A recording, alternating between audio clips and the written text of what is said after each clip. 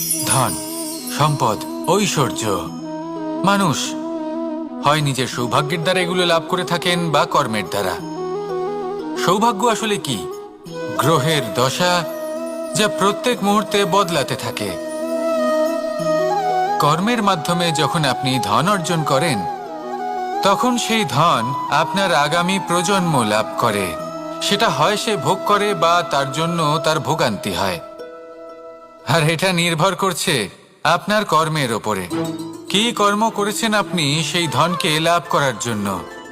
যদি আপনি সৎ পথে চলেন, নিষ্ঠা ভরে আপনি কর্ম করে থাকেন এবং তার ফলে আপনি ধন অর্জন করে থাকেন, তাহলে আপনার আগামী প্রজন্ম সেটা ভোগ করবে, সেটা প্রয়োগ করবে নিজের বিকাশের জন্য। কিন্তু যদি আপনি কুকর্ম করে থাকেন, কোনো রকম ছলনা করে থাকেন এই ধন লাভ করার জন্য,